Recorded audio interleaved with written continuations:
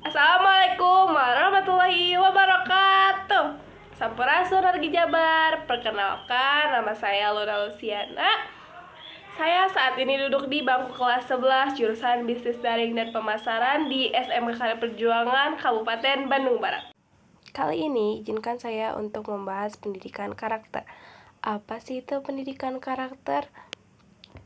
Pendidikan karakter adalah bentuk kegiatan manusia yang di dalamnya terdapat suatu tindakan yang mendidik dan diperuntukkan bagi generasi selanjutnya.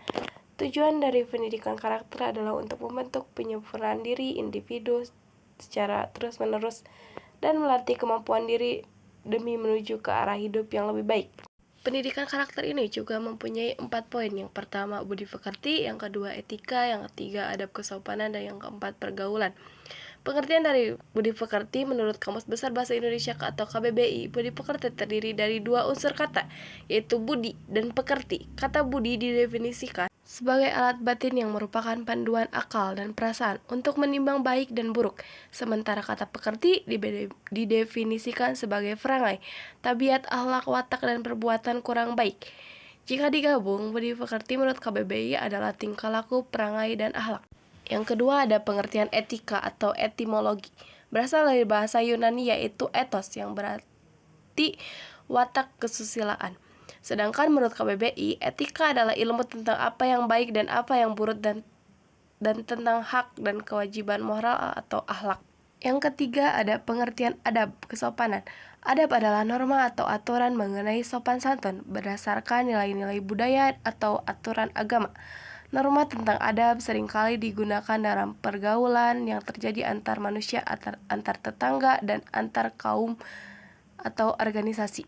Yang keempat adalah pergaulan. Pergaulan merupakan jalinan hubungan sosial antara seorang dengan orang lain yang berlangsungan dalam jangka relatif lama, sehingga terjadi saling mempengaruhi satu dengan yang lainnya. Pembahasan kita kali ini yaitu tentang pergaulan. Pergaulan terjadi menjadi 2 bagian, yang pertama pergaulan sehat dan yang kedua pergaulan tidak sehat.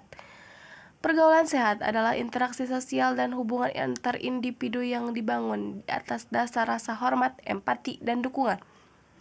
Yang kedua, pergaulan tidak sehat. Pergaulan tidak sehat ini bisa dibilang dengan pergaulan bebas.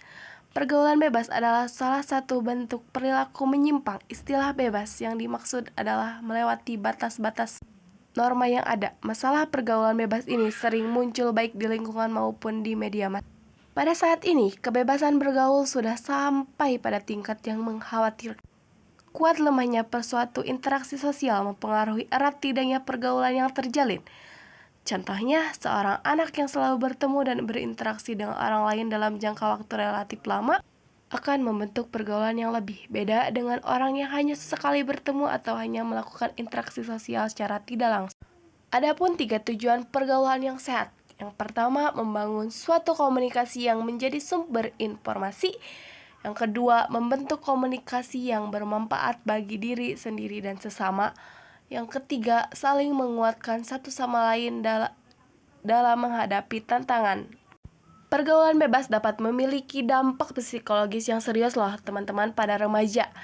Mereka mungkin mengalami stres, kecemasan, depresi, dan rendahnya harga diri akibat tekanan sosial, rasa bersalah, atau penolakan dari teman-teman atau masyarakat. Ada 3 cara mencegah pergaulan bebas. Yang pertama, memperkuat nilai keagamaan. Peran orang tua dan keluarga sangat diperlukan untuk membentuk dan menanamkan nilai keagamaan. Yang kedua, membangun komunikasi terbuka antara orang tua dan anak. Yang ketiga, mengenali lingkungan pergaulan anak. Nah, itu adalah salah satu cara awal untuk mencegah pergaulan bebas pada anak. Dengan adanya pergaulan bebas, kita tidak mungkin menghindari pergaulan, tapi harus selektif dan cermat dalam memilih lingkungan pertemanan, sehingga tidak terjerumus ke dalam bahaya masa depan yang suram. Teman-teman, di era globalisasi ini kita harus pandai-pandai dalam bergaul. Jangan sampai terjerumus ke dalam pergaulan berbahaya yang dapat mengancam masa depan kita. Yang dimaksud dengan pergaulan adalah kehidupan bermasyarakat, sehingga pergaulan memang dibutuhkan di dalam kehidupan sehari-hari. Pergaulan tidak selalu soal bermain-main.